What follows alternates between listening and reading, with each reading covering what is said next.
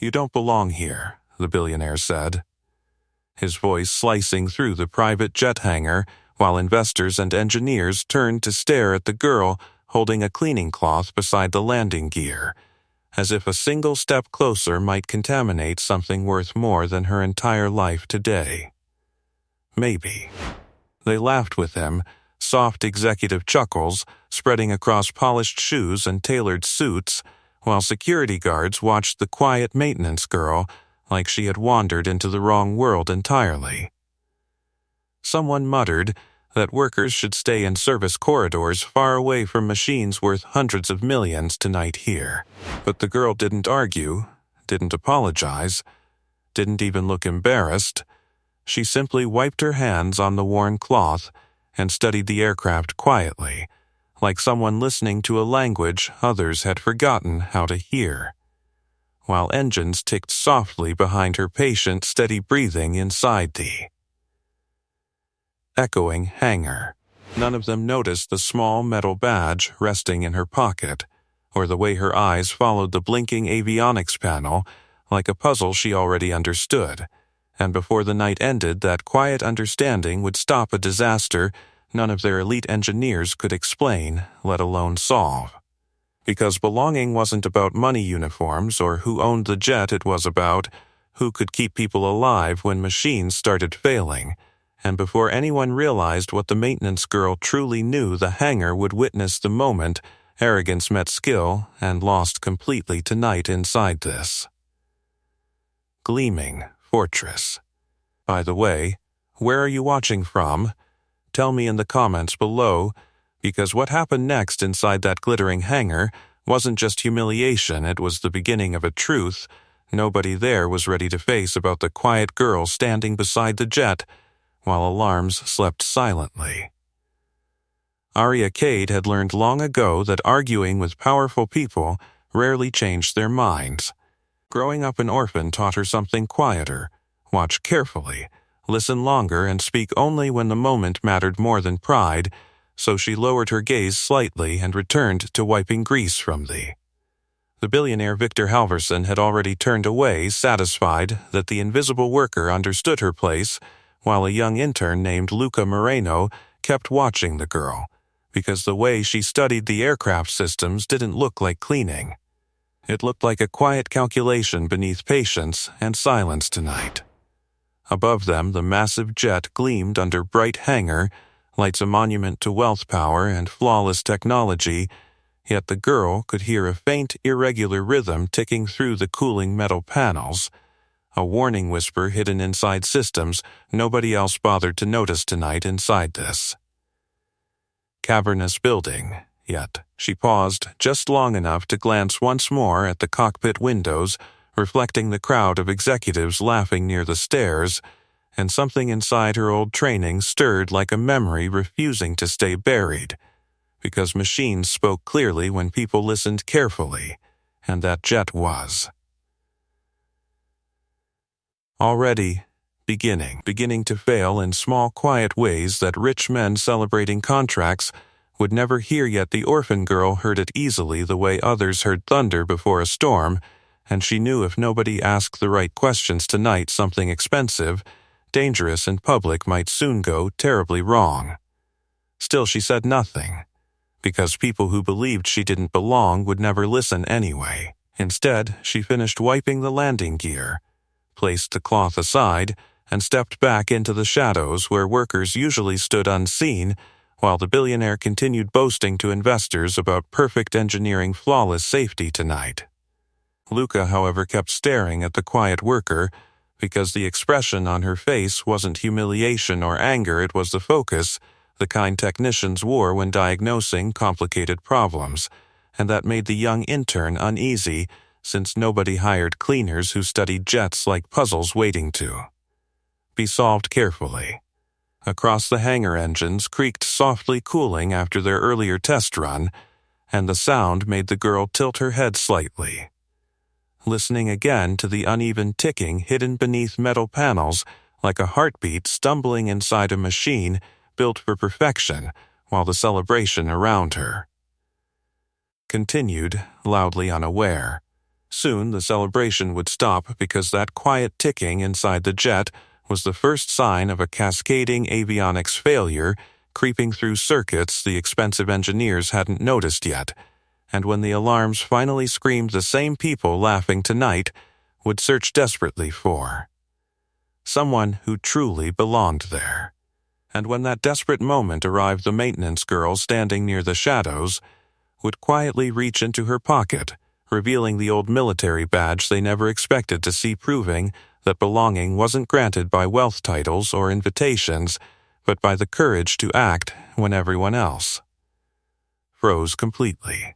The hangar lights hummed above the polished aircraft, while the laughter of executives continued drifting through the cavernous space. Conversations about investments and market dominance echoed against steel beams, confident and loud, the kind of sound made by people who believed control was permanent. Near the landing gear, the girl finished folding the worn cleaning cloth in her hands. Grease stained the fabric, the kind of mark nobody in designer suits ever noticed, but every mechanic understood. She placed the cloth on the maintenance cart and turned slightly, eyes lifting toward the sleek jet again. Something about the aircraft's cooling rhythm still bothered her. Metal panels expanded softly as the engine settled from earlier testing. Normally that sound faded into silence after a few minutes. Tonight it didn't. Instead, a faint clicking pattern continued, irregular, almost hesitant. Her gaze moved slowly along the fuselage, stopping where the avionics bay sat beneath the forward cabin. A tiny amber indicator blinked behind a maintenance access panel. Once. Pause. Twice. Pause. Then 3 times in uneven succession. The girl's fingers tightened slightly against the cart handle. That sequence didn't belong to normal shutdown diagnostics. It belonged to a warning cascade. Across the hangar floor, Victor Halverson's voice boomed confidently as he guided a cluster of investors toward the jet stairs. Gentlemen, this aircraft represents the future of private aviation. Autonomous safety protocols, triple redundant avionics, there's nothing like it in the world. Polite applause followed him. The girl exhaled quietly. Triple redundant systems were impressive, unless the error existed inside the logic controlling all 3. Because then the redundancy didn't help. Then it multiplied the failure. Footsteps approached behind her. "Hey, you work here every night?" She turned slightly. The young intern stood there again, Luca Moreno, holding a small tablet against his chest like a shield. "Yes," she answered softly. His eyes flicked toward the blinking panel she'd been watching. "You were looking at the avionics housing earlier," he said. "Most people don't even know what that is." She gave a small shrug. "Machines make patterns." Luca frowned. "What kind of pattern?" Her gaze returned to the aircraft, the wrong one. The intern blinked, clearly unsure whether she was joking. Before he could ask another question, a voice cut across the hangar. Moreno, one of the senior engineers, waved impatiently from the cockpit ladder. "Get up here. We're running another pre-flight diagnostic." "Yes, sir." Luca called. He hesitated, glancing back at the quiet worker. "You sure everything's fine?" She studied the blinking light again. Once. Pause. Twice. Longer pause. 3 rapid flashes, the same sequence repeating. Her voice stayed calm. "I'm sure something isn't." The intern stared at her another moment before jogging toward the ladder. From the shadows, the girl watched him climb toward the cockpit where engineers surrounded glowing diagnostic screens. Their confident voices floated down. "System checks green. Navigation array stable. Autopilot redundancy confirmed." She listened carefully. None of them mentioned the signal pattern she'd noticed. None of them had even looked at that access panel. The girl reached for her cart again and slowly began pushing it toward the maintenance corridor. Not running, not rushing, just moving quietly the way invisible workers always did. Halfway across the hangar, Luca's voice drifted down again. "Sir, there's a small delay in the avionics sync cycle." The engineer scoffed. "That's normal latency during warm diagnostics. Ignore it." But it keeps repeating. "Moreno," the man interrupted sharply. "These systems were designed by the best aerospace engineers on the planet. Trust the machine." A few investors chuckled below the ladder. The girl paused beside a tool rack. Trust the machine. She'd heard that phrase before.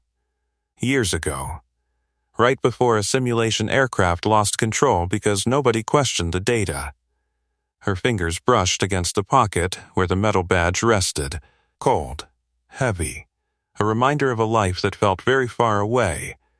Behind her, the hangar suddenly filled with a sharp electronic chirp.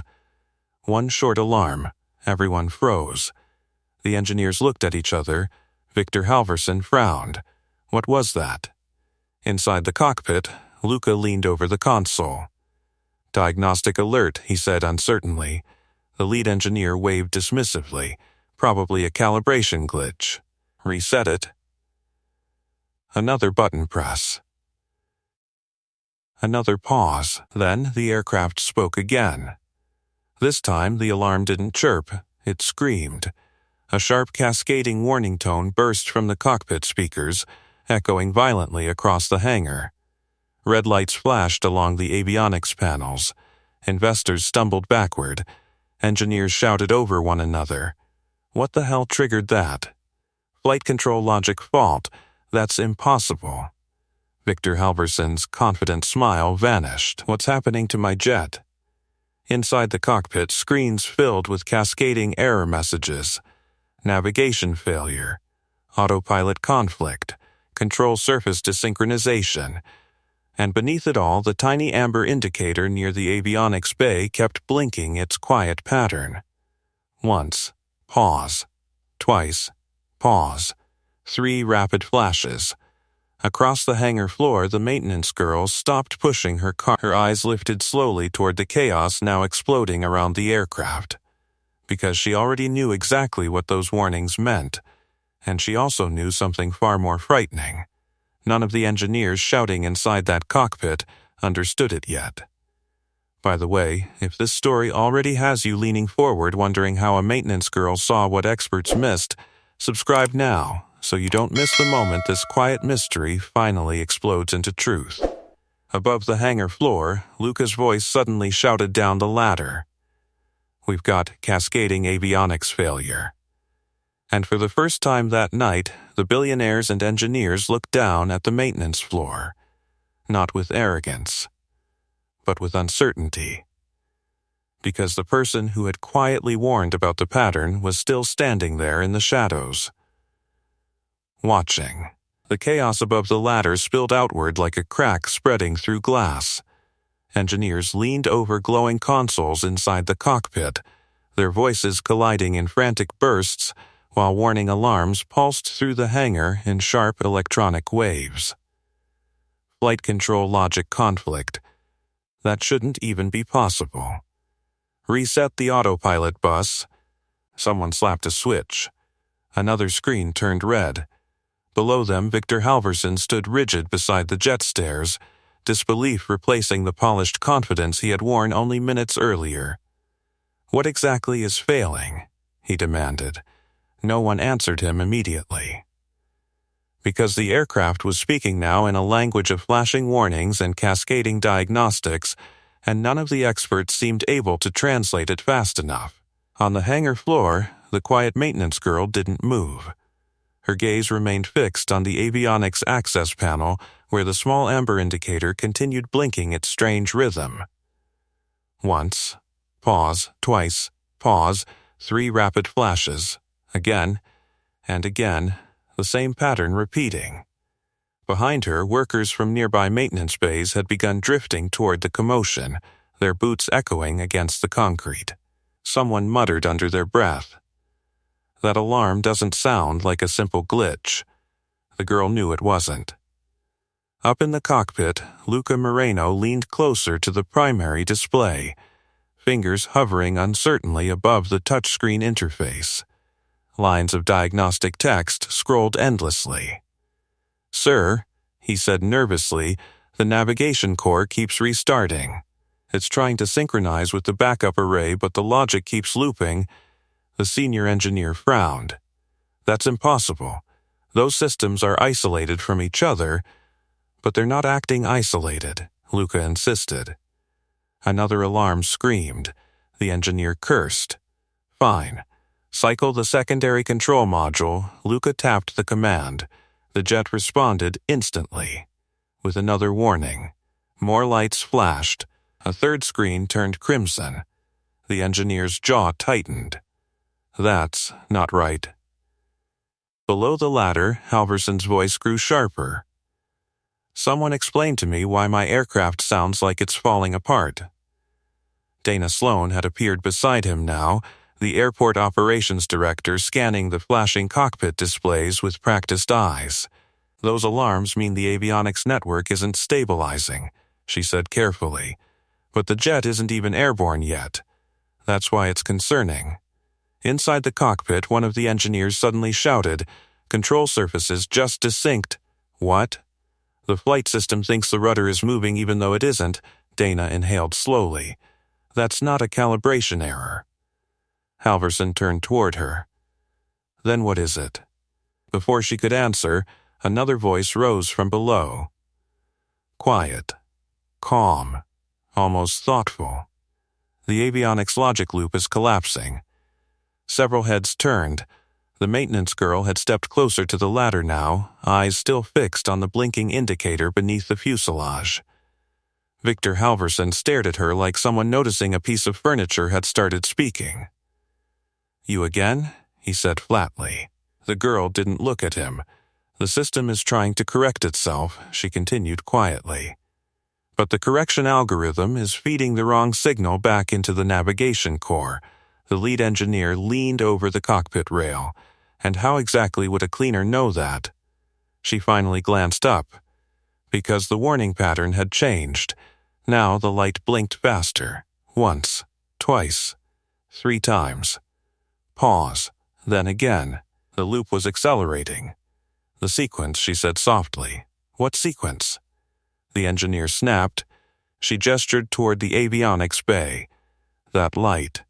Luca followed her gaze. His eyes widened. "It's repeating every diagnostic reset cycle," he said slowly. The engineer frowned. "That's impossible. That indicator only activates when the control bus conflicts with the navigation core." The girl nodded slightly. "Yes." Another alarm exploded through the cockpit. Dana looked toward the ladder. "Moreno," she called, "what do your screens say?" The intern swallowed. "Primary flight logic is fighting the backup navigation system. They're both trying to override each other." Dana's expression hardened.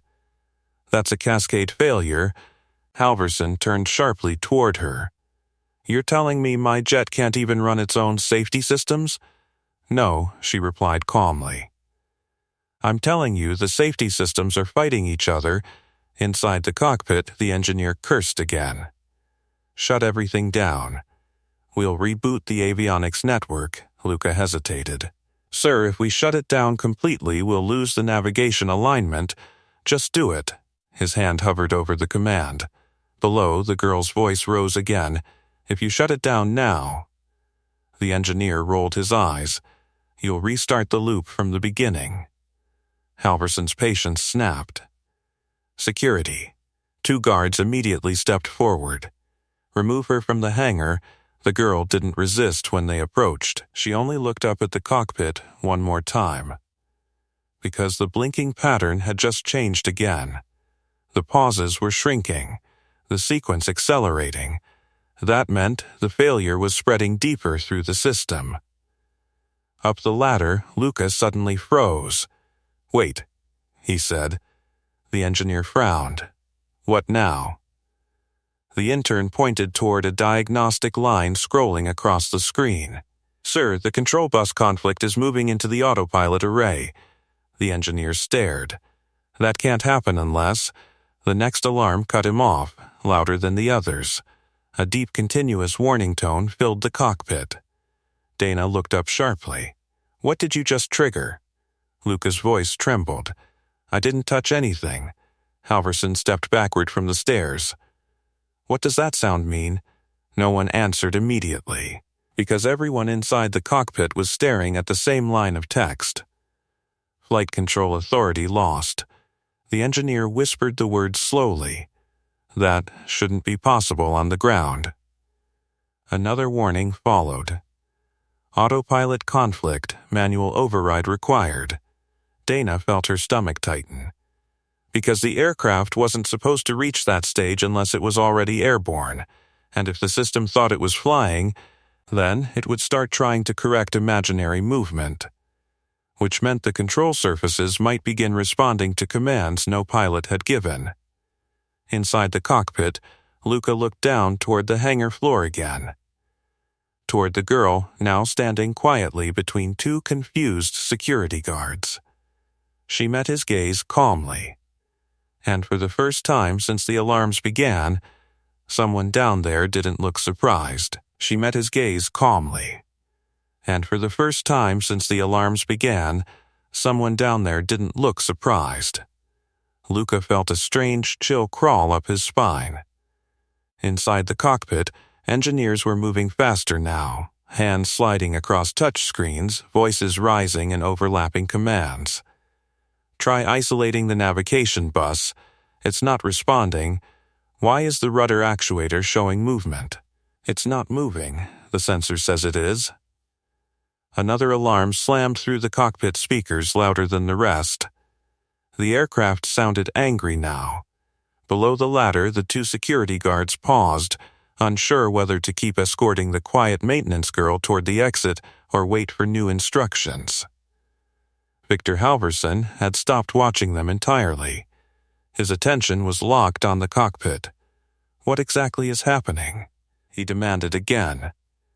Dana Sloan crossed her arms slowly, her eyes still tracking the storm of warnings on the engineer's screens. It looks like the avionics network believes the aircraft is already in flight, she said. Halverson frowned. But we're sitting in a hangar. Yes, she replied. That's the problem. Inside the cockpit, the lead engineer leaned over the main console, sweat forming at his temples. Moreno, read the last error. Luca swallowed.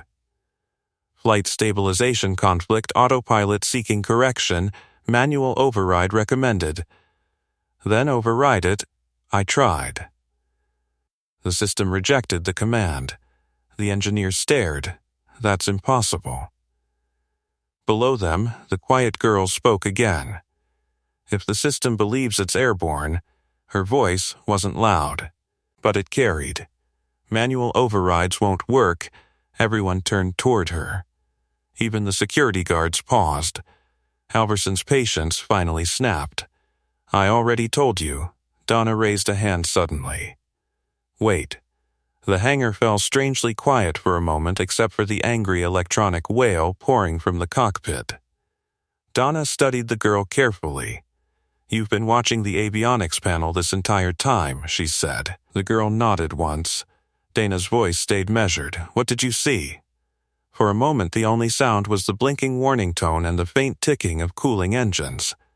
The girl tilted her head slightly toward the fuselage. That indicator. The amber light blinked again. Once, pause, twice, pause, 3 quick flashes. Luca leaned over the cockpit rail. That's the pattern I noticed earlier, he said. The lead engineer scoffed. That's just a diagnostic loop. The girl shook her head gently. No. Another alarm screamed. Inside the cockpit, a control screen flickered violently before stabilizing again. The engineer cursed. Donna looked back at the girl. Explain. The maintenance worker glanced once toward the aircraft's nose. The avionics control bus is feeding corrupted position data into the navigation core. The engineer folded his arms. And you know that. How? She didn't answer that question. Instead, she pointed quietly toward the blinking panel again. The pattern means the system is retrying a failed logic handshake. Luca's eyes widened slightly. The engineer's expression hardened. That code sequence isn't public. The girl didn't react. Halverson stepped forward, irritation returning. This is ridiculous. We're standing here listening to a janitor speculate about aerospace software while my aircraft is screaming like a broken alarm clock. Dana didn't take her eyes off the blinking panel. What happens if the handshake keeps failing? She asked. The girl's answer came immediately. The navigation core assumes the aircraft is drifting off course. Another warning tone blasted from the cockpit speakers. Dana nodded slowly. So it corrects the flight path? Yes. Halverson threw up his hands. We're not flying. The girl finally looked directly at him. But the system thinks you are. Silence spread across the hangar floor. Inside the cockpit, Luca leaned closer to the screen again. Sir, he whispered. The engineer followed his gaze. A new message had appeared. Control surface calibration active. The engineer felt his stomach drop. That's not good. Dana's voice sharpened. What does that mean? He answered quietly. It means the jet is preparing to adjust its control surfaces. Halverson stared. Adjust them for what? For flight. Across the hangar floor, the quiet maintenance girl closed her eyes for a brief second, because she knew what came next.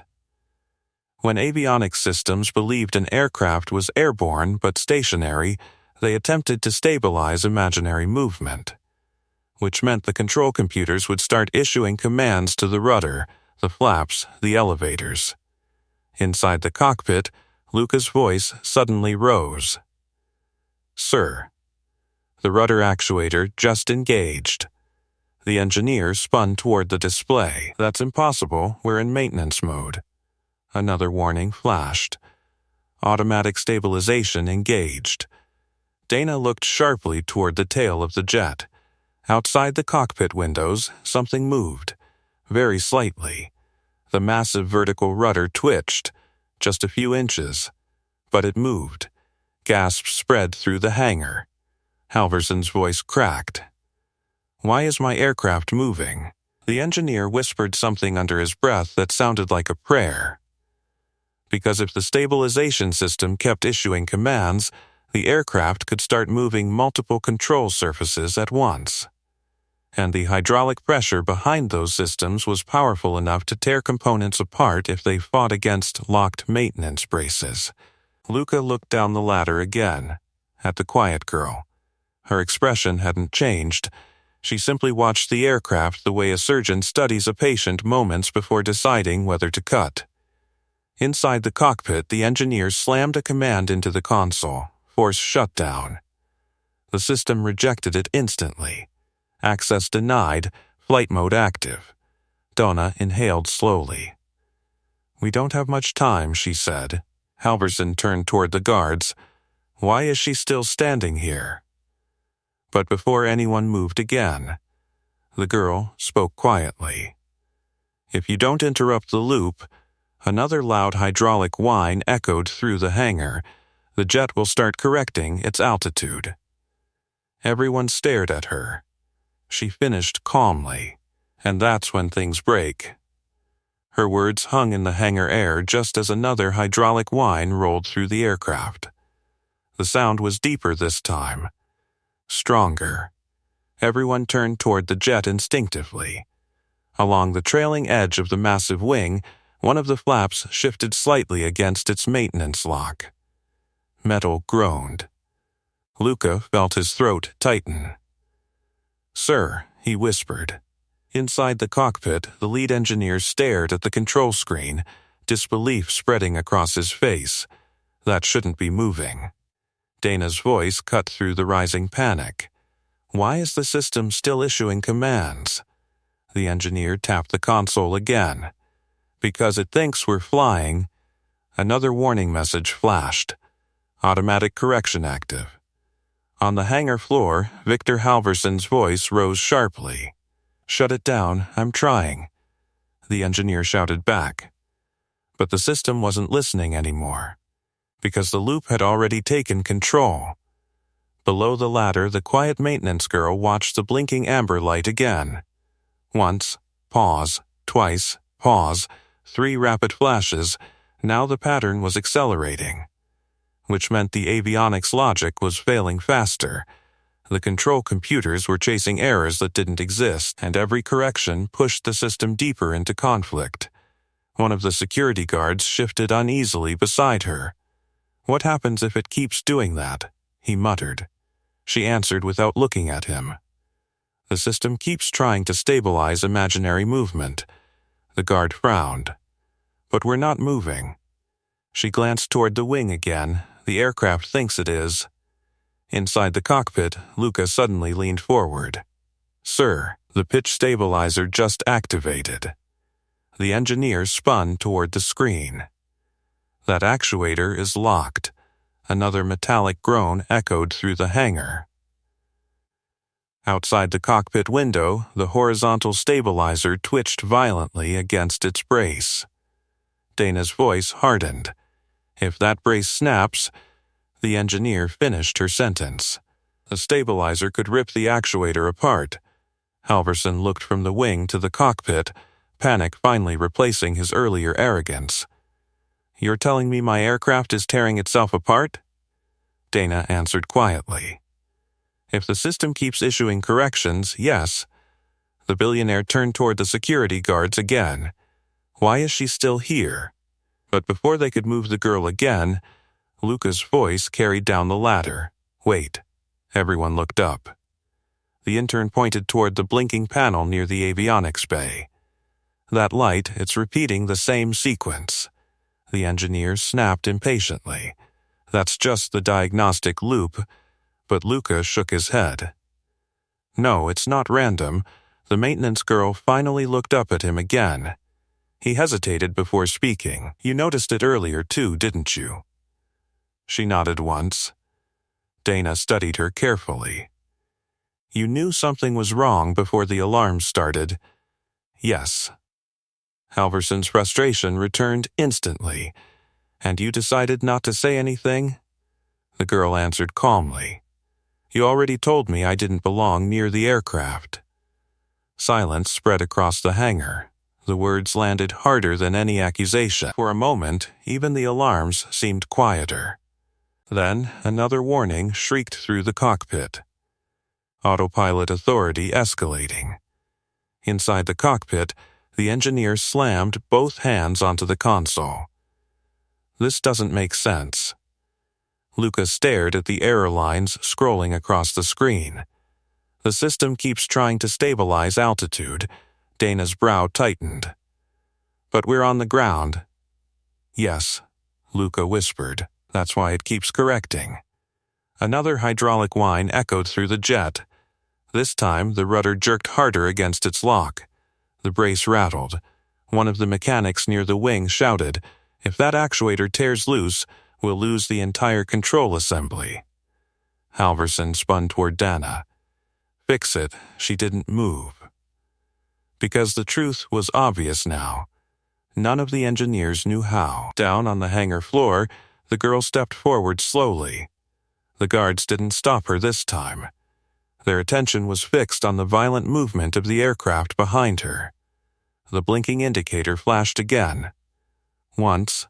Pause. Twice. Pause. 3 quick bursts. She watched it carefully, listening to the machine. Behind her, Dana's voice broke the tension. "You understand what that pattern means?" It wasn't a question. The girl nodded slightly.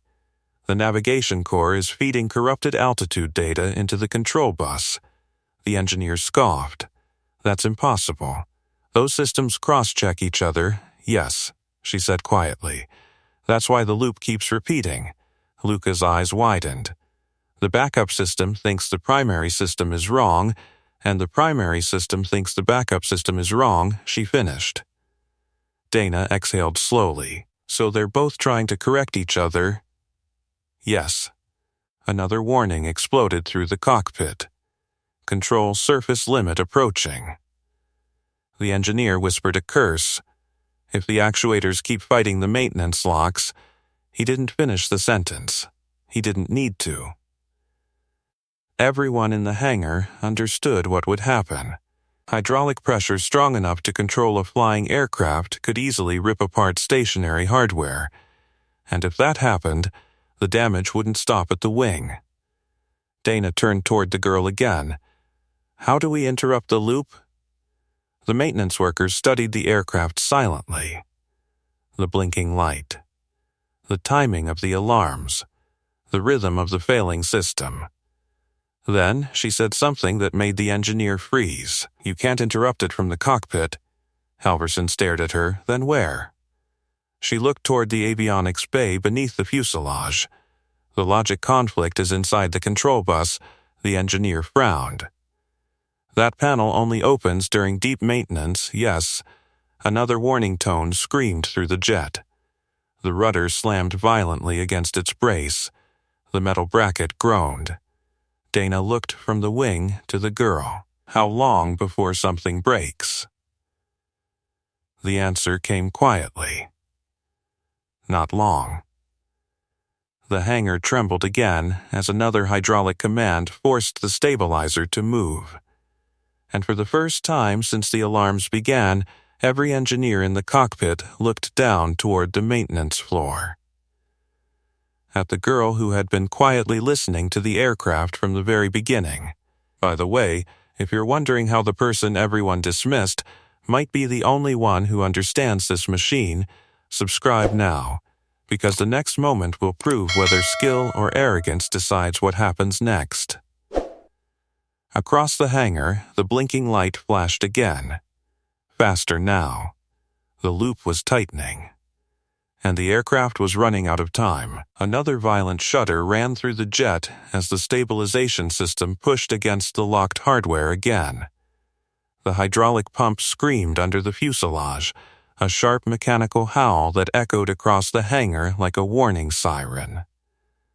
Metal groaned. The rudder slammed against its brace once more. This time the entire tail assembly vibrated. Inside the cockpit, Luca grabbed the console rail. Sir, actuator pressure just spiked. The lead engineer stared at the screen. That brace can't take many more hits like that. Dana Sloan's voice sharpened from the hangar floor. How long? The engineer didn't hesitate. Maybe 2 more correction cycles. Below the ladder, Victor Halverson's face had gone pale. You're telling me my jet is about to destroy itself while it's sitting in my own hangar? No one answered him, because the system screamed again. Control surface limit exceeded. The girl stepped closer to the aircraft. The security guards didn't stop her now. In fact, they moved aside without thinking, like people stepping out of the path of someone who suddenly seemed to know exactly where she was going.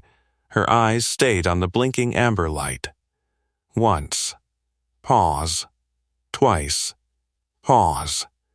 3 rapid flashes. The pattern had shortened again. That meant the control loop was accelerating. Inside the cockpit, Luca leaned over the rail again. What do we do? He called down. The girl finally spoke. You have to break the handshake. The engineer frowned. What handshake?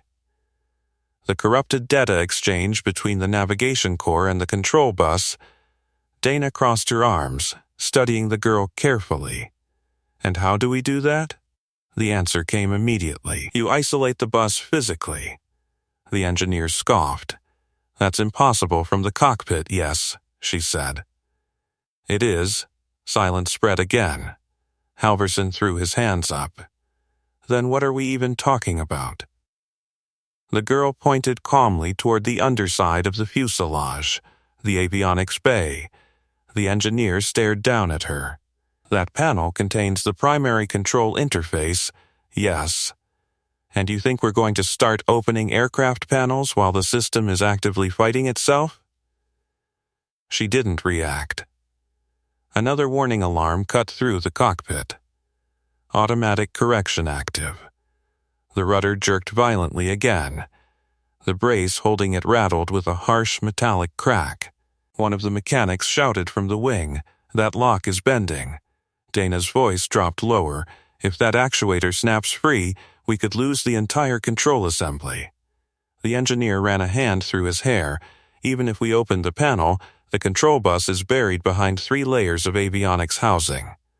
Nobody could isolate it fast enough. The girl tilted her head slightly. Someone could. He frowned. Who? She reached slowly into the pocket of her worn work jacket. For a moment no one spoke. The alarms continued screaming. Hydraulic pumps whined. Metal groaned again beneath the wing. Then she pulled out a small piece of metal. A badge. Old. Worn.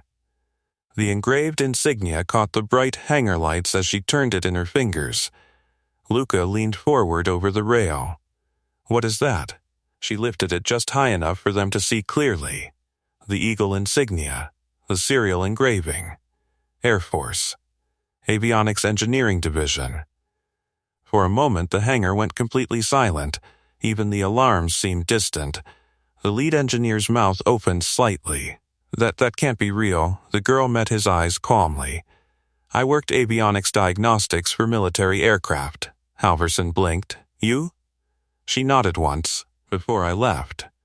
Dana studied the badge carefully. You're trained to isolate flight control buses under live system conflict? Yes. The engineer looked from the badge to the aircraft. Then back to her. You're telling me a maintenance cleaner is actually an avionics engineer? She slipped the badge back into her pocket. I used to be. Another violent correction hit the aircraft. The stabilizer slammed against its brace again. This time, a loud metallic crack echoed through the hangar. One of the mechanics shouted. That bracket's about to fail. Donna turned toward the cockpit. If that lock breaks while the actuator's under pressure, the engineer finished the thought. The control surface could tear loose. Halverson looked around at the growing chaos. You people said this jet was the safest aircraft in the world. Dana didn't answer. Her eyes were locked on the quiet girl standing beneath the fuselage. Can you stop it? She asked. The girl looked toward the avionics bay. The blinking light.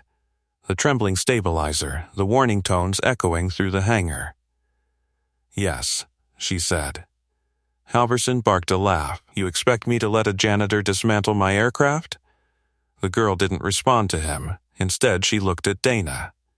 If the loop continues another 30 seconds, the actuator will overload. Dana nodded slowly. And if you isolate the bus? The system will reboot its navigation logic. The engineer frowned. That could reset the entire flight computer, yes. And you're sure it will stop the loop?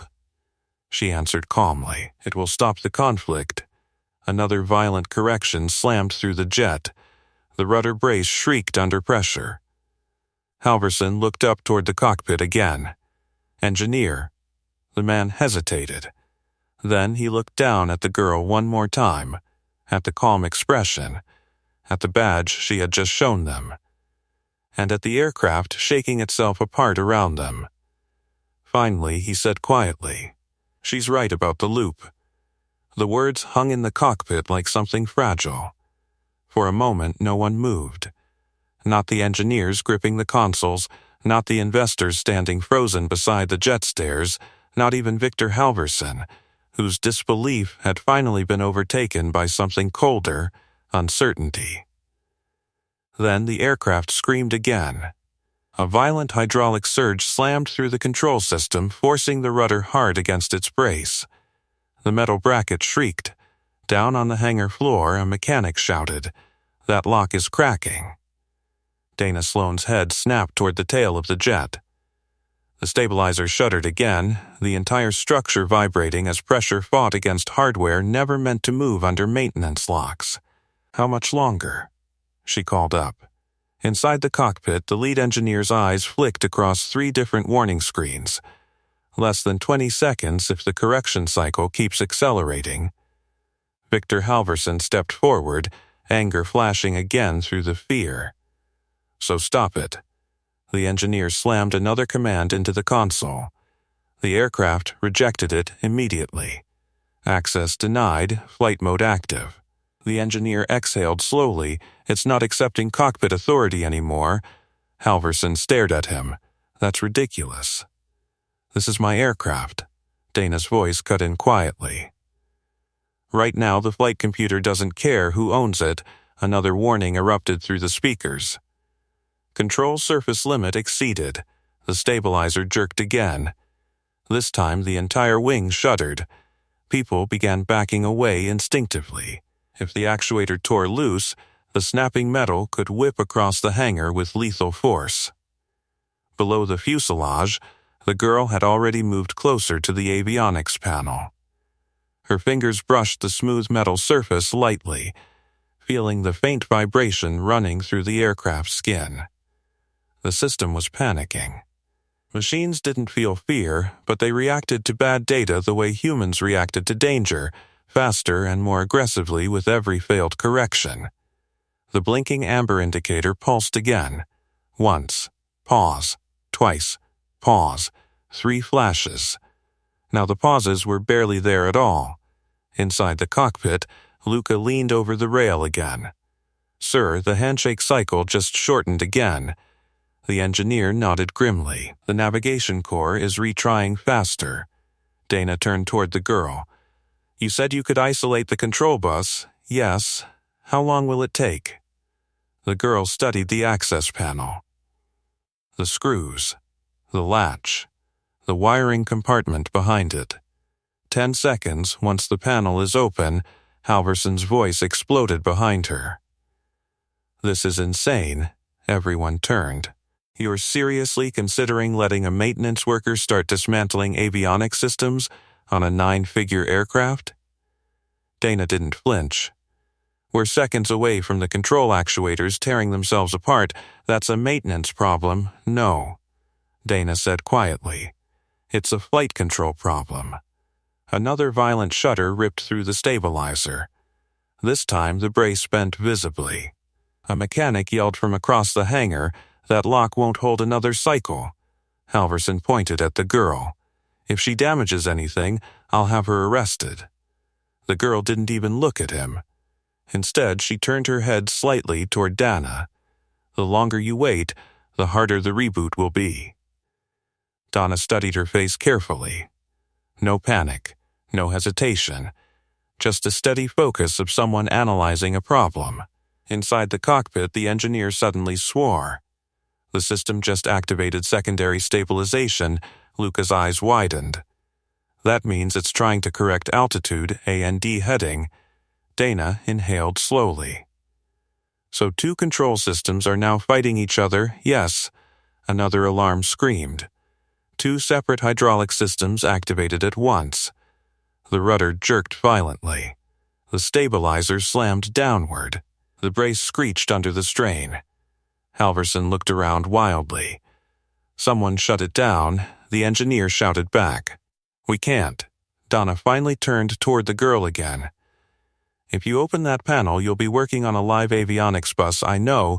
One wrong move could fry the entire control computer." The girl nodded slightly. "I know." Halverson barked a harsh laugh. "And you're still considering this?" Dana didn't answer him. Her eyes stayed on the girl. "You said you worked military avionics." "Yes." "Combat aircraft?" "Yes." Dana exhaled slowly. "Those systems are more complicated than this one." "Yes." Halverson threw up his hands. "Dana, this is absurd." She turned toward him calmly. "Victor, your aircraft is currently attempting to correct imaginary flight conditions." Another violent shudder rippled through the wing. "If we don't stop it, the hydraulic actuators will destroy the control assemblies." The billionaire's jaw tightened. "And if she fails?" Dana's answer was blunt. "Then the aircraft is already lost anyway." Silence spread across the hangar again. The stabilizer jerked once more. The brace shrieked, metal bent. Inside the cockpit, Luca shouted, "Brace integrity dropping." The engineer looked down toward the maintenance floor, at the quiet girl standing beside the avionics bay. Then he looked at the screens again, at the loop repeating faster and faster. Finally, he spoke. "She's the only one who recognized the handshake conflict." Halverson glared at him. "You're siding with her?" "I'm siding with physics." Dana stepped toward the girl. If you're wrong, the control computer could burn out. The girl placed one hand on the avionics panel latch. I won't be wrong. Dana studied her for one final moment. Then she stepped back. Do it. The hangar seemed to hold its breath. The girl turned the latch. The avionics panel opened with a sharp metallic click. And inside the cockpit, every alarm suddenly escalated. The warning tone shifted from intermittent bursts into one continuous scream that filled the entire hangar like a siren announcing disaster. Engineers instinctively stepped back from their consoles as the aircraft system spiraled deeper into conflict. Secondary stabilization is active. Luca shouted from the cockpit ladder. The lead engineer stared at the main display, disbelief creeping across his face. That shouldn't be possible while we're grounded, but the screens told a different story. The flight computer believed the jet was airborne, drifting violently off course. Every fraction of a second it issued new corrections, forcing the control surfaces to fight against their locked maintenance braces. Below the fuselage, the girl crouched beside the open avionics bay. The interior compartment glowed faintly with rows of tightly packed circuit modules and thick bundles of fiber cables. Cooling fans hummed softly beneath the storm of alarms echoing through the hangar. Her eyes moved quickly across the architecture. Military avionics were more complex than this system. But complexity didn't matter. Logic did. Behind her, Dana Sloan watched carefully. You said 10 seconds once the panel was open. Yes, how long before the actuator breaks? The lead engineer answered from the cockpit. Maybe 15 seconds. Halverson's voice cut sharply through the noise. 15 seconds to destroy a 9-figure aircraft. The girl ignored him. Her fingers moved across the control modules, tracing the layout with practiced familiarity. Navigation core. Control bus interface. Redundant logic relay. There. A small black junction module sat between two fiber connections. The handshake controller. The component translating navigation data into control commands. If corrupted altitude data reached that module, it would keep feeding the correction loop forever. Luca leaned over the cockpit rail, watching her. How does she even know where to look? The engineer answered quietly. She's hunting the handshake relay. Dana's eyebrows lifted slightly. That fast? The engineer nodded once. That's exactly where I'd start. Another violent hydraulic surge rippled through the aircraft. The rudder slammed against its brace again. This time, the bracket cracked audibly. A mechanic shouted from the tail. The lock splitting, Halverson looked ready to explode. If that thing snaps... Dana finished his sentence calmly. The actuator will tear itself apart. The girl's voice rose quietly from beneath the fuselage. I found it. Inside the cockpit, Luca blinked. You already isolated the relay? Not yet. She studied the module carefully. 2 fiber channels fed the handshake. One from navigation, one from the flight control bus. Disconnect either cable and the loop would collapse, but doing it wrong could surge the entire system. She reached into the tool pouch hanging from her belt, not fancy tools, just the small insulated driver maintenance workers used to open equipment panels. Behind her, Dana spoke again. Once you isolate it, what happens? The navigation core reboots? And the control bus? It stops receiving corrupted altitude data.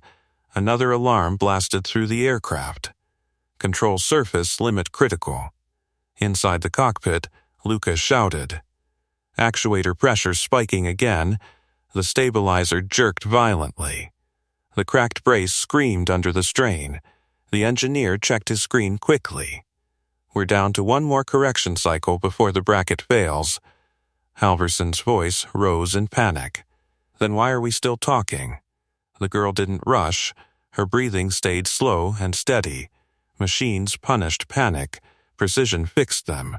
She positioned the insulated driver against the connector locking clip. Her fingers paused briefly. Not from doubt, from calculation. If she cut the wrong side first, the corrupted signal might surge the control bus. If she cut both simultaneously, the flight computer might crash entirely. Dana watched the movement carefully. You're choosing which channel to isolate, yes, navigation or control bus. The girl answered quietly. Control bus. The engineer leaned over the cockpit rail again. That will starve the actuator logic of corrupted altitude data. Dana nodded. So the stabilization loop collapses? Yes, Halverson crossed his arms impatiently. Just pull the damn cable. The girl ignored him again. Instead, she glanced toward the blinking amber indicator above the panel. Once. Pause. Twice. 3 flashes. The loop timing. Her eyes narrowed slightly. The next correction cycle is starting. Inside the cockpit, Lucas shouted. Hydraulic system charging. Dana's voice sharpened. Now, the girl positioned the driver under the connector latch. One quick twist, the locking clip released. Her fingers closed around the fiber channel. Another violent whine surged through the aircraft as the stabilization system prepared its next correction. The cracked brace shuddered violently. Inside the cockpit, the screens flashed. Halverson stared wide-eyed. Is she doing it? The engineer whispered quietly. If she's right, this will break the handshake loop. For a brief moment, the hangar seemed frozen. The girl inhaled slowly. Then she pulled the connector free. The effect was immediate. Inside the cockpit, every warning display flickered. For one terrifying second, the entire avionics system went dark. Halverson shouted, "What did she just do?" Then the screens rebooted. Navigation core resetting. Control bus synchronization restarting. The hydraulic whine stopped instantly. The rudder froze. The stabilizer stopped moving.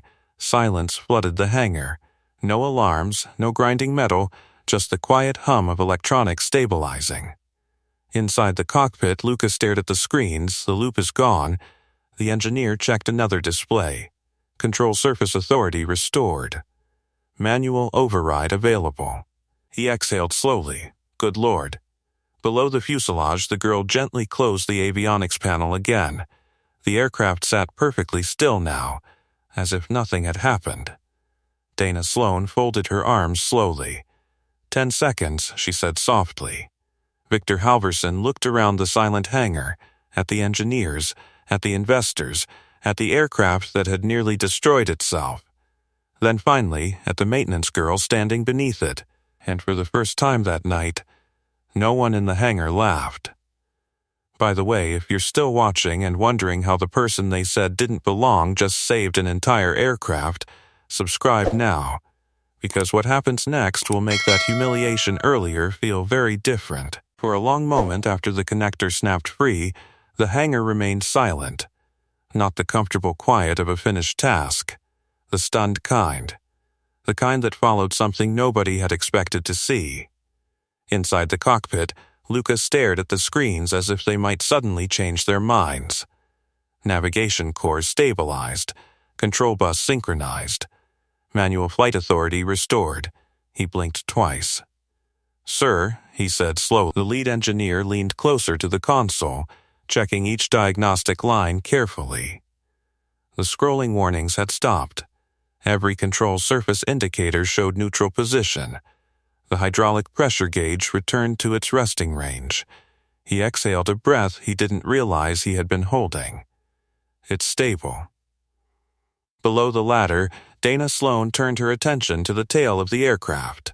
The cracked brace still held the rudder in place, though the metal bracket had clearly warped from the strain.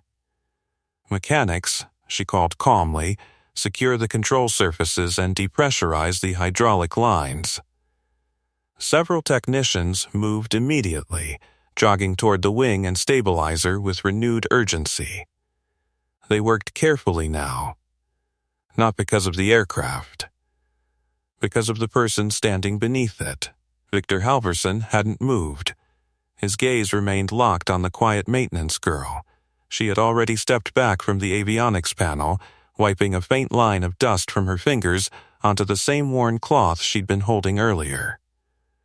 Nothing about her posture suggested triumph. No pride, no relief, just the calm efficiency of someone who had finished a job. The billionaire finally spoke. "That's impossible." Dana didn't look at him. "No," she said quietly. "It's engineering." Up in the cockpit, Luca climbed halfway down the ladder before stopping. You shut down the handshake relay." The girl glanced up slightly.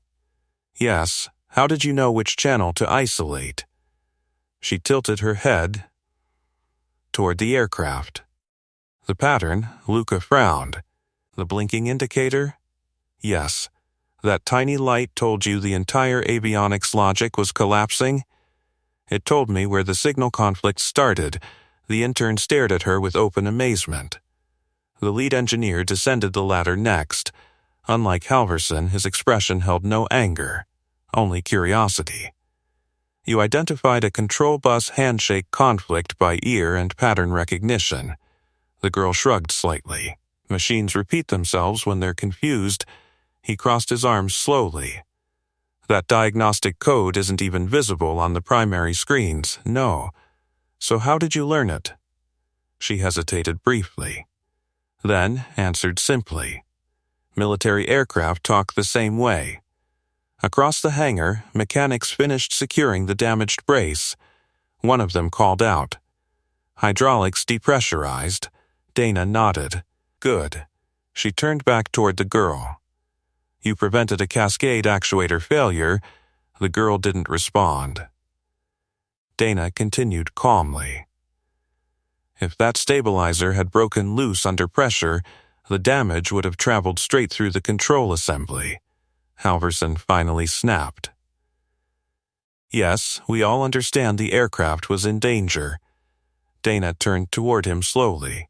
"Your aircraft was 30 seconds away from destroying its own flight controls." He opened his mouth, then closed it again. Because there was nothing to argue. Everyone in the hangar had seen it happen. The alarms, the twisting stabilizer, the cracking brace, and the moment everything stopped. Luca looked between them nervously. She knew exactly what to disconnect. The engineer nodded. She isolated the corrupted data path before the control computer burned itself out. Halverson gestured toward the fuselage. "My engineers were working on it." Dana raised an eyebrow. "Your engineers were resetting screens." The lead engineer didn't protest. Instead, he looked directly at the girl again. "You worked avionics diagnostics in the Air Force?" "Yes. What unit?" She hesitated again. "Engineering Support Division." "That's vague." She didn't elaborate. Lucas spoke suddenly.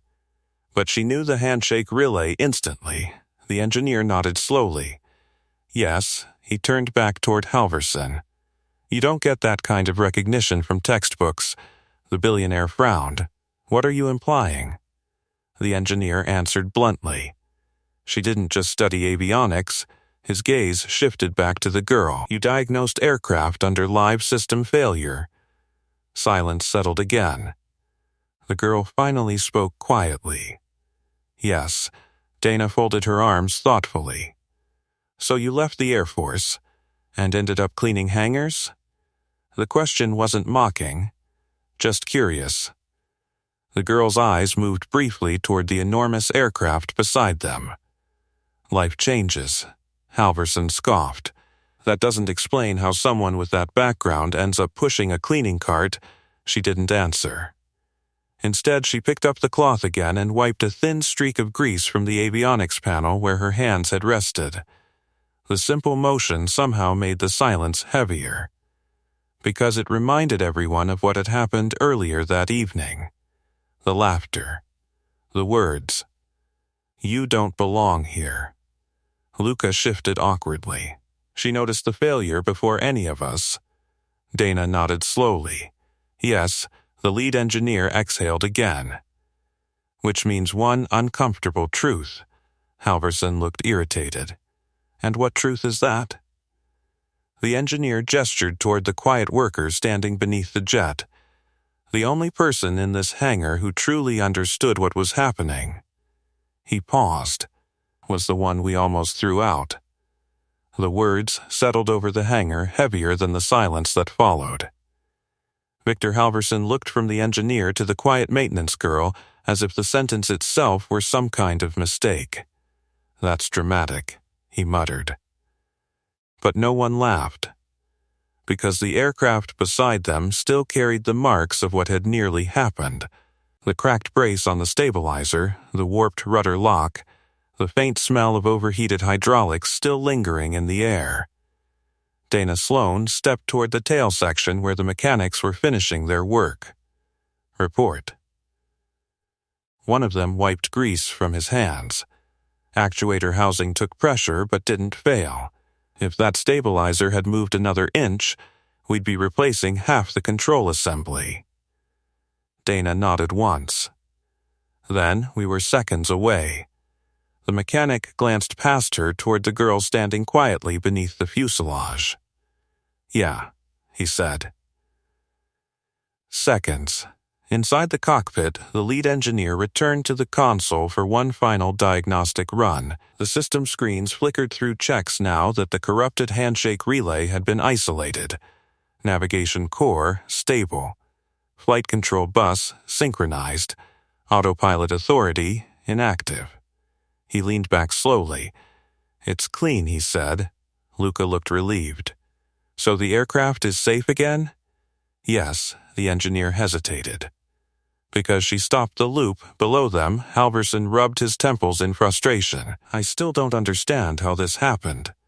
Dana answered calmly. A corrupted altitude packet from the navigation array. That doesn't explain why the redundancy didn't stop it. The redundancy caused it. Halverson frowned. Explain. She pointed toward the avionics panel. The navigation system believed the aircraft was climbing. The control bus believed the navigation data was wrong. Both systems kept correcting each other until the loop accelerated. And your engineers couldn't stop it? They were looking for a sensor failure. Donna gestured toward the girl again. She looked for a logic conflict. Halverson crossed his arms stubbornly. So she got lucky. The lead engineer climbed down the ladder and walked across the hangar floor. No, he said quietly. That wasn't luck. He stopped a few feet from the girl. Luck doesn't isolate a corrupted control bus under live stabilization pressure. Halverson scoffed. You're impressed. I'm realistic. The engineer looked toward the cracked stabilizer brace. If she hadn't pulled that connector when she did, the actuator would have snapped the lock. Dana finished the thought. And the stabilizer would have torn the control assembly apart. Luca spoke softly from the ladder. That aircraft would never fly again. Halverson's jaw tightened. That's speculation. Dana shook her head. No, she gestured toward the warped metal bracket. That's physics. Another mechanic approached from the wing. Hydraulic lines are fully depressurized, Dana nodded. Good. Leave the control surfaces locked until we run a full avionics audit. The mechanic looked toward the girl again.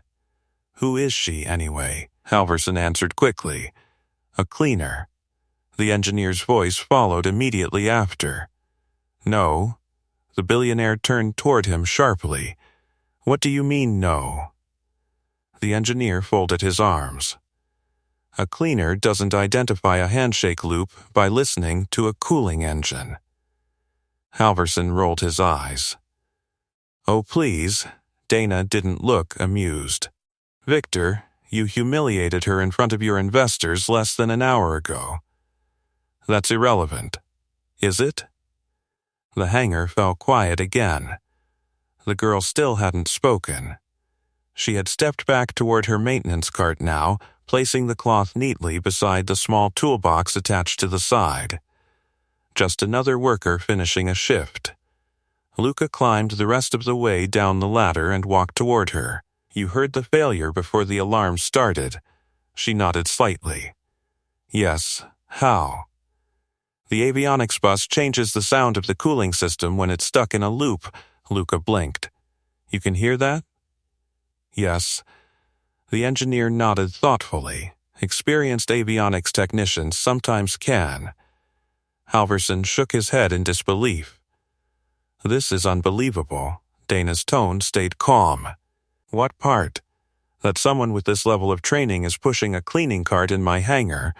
The girl picked up the cart handle again. Work is work. Halverson watched her for a moment. Then he said the one thing that made everyone pause. You still don't belong here. Luca turned sharply. What? Halverson gestured toward the aircraft.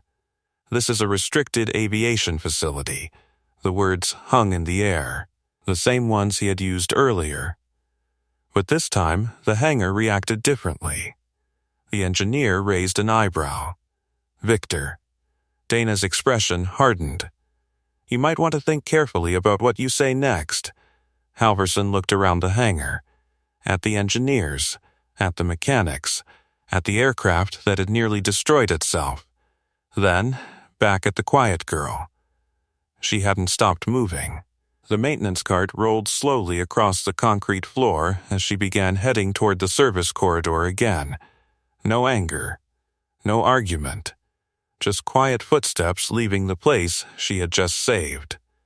Luca watched her go. She's really just going to leave? Dana folded her arms. That's usually what people do when they finish a job. The engineer looked toward Halverson again. You told her she didn't belong here. Halverson frowned. Yes. The engineer nodded once. Well, he gestured toward the silent aircraft. The machine seems to disagree. The words lingered in the air as the maintenance cart rolled slowly toward the service corridor. For a moment, nobody moved. Victor Halverson stood rigid beside the aircraft stairs, his gaze following the quiet figure walking away from the hangar floor she had just saved. Dana Sloan glanced toward him.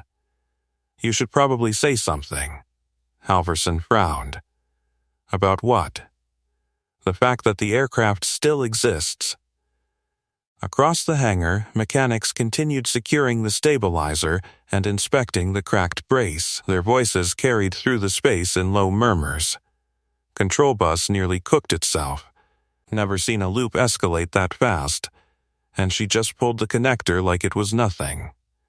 Inside the cockpit, Luca finished shutting down the remaining diagnostics before climbing down the ladder again. He watched the maintenance cart rolling toward the exit. She's leaving. The lead engineer nodded quietly. I noticed.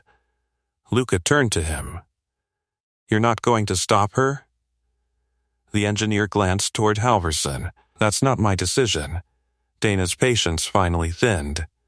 Victor, the billionaire, sighed. What now? You humiliated her. I corrected an employee who was standing in a restricted area. She prevented your aircraft from destroying itself. Halverson opened his mouth, then stopped, because no argument fit the situation anymore. The hangar had witnessed everything. The alarms, the shaking aircraft. The moment the girl opened the avionics bay and stopped the system, none of the engineers had managed to control. Across the concrete floor, the maintenance cartwheels rattled softly as it approached the service corridor doors. Luca suddenly walked forward. Wait. The girl paused, not dramatically. Just enough for the cart to stop rolling. She turned slightly. Luca caught up with her, breathing a little harder than necessary. You're just going to go back to cleaning floors after that? Her expression remained calm. That's my job, but you're an avionics engineer, I was. You still are. She didn't answer. Behind them, footsteps echoed across the hangar. Halverson had finally started walking. Dana followed beside him. The engineer remained a few steps behind, watching the exchange with quiet interest. The billionaire stopped several feet away from the maintenance cart. For a moment he looked like he might say something angry again. Instead, he studied the aircraft behind them. The silent jet. The cracked brace mechanics were replacing, the engineers still staring at their screens.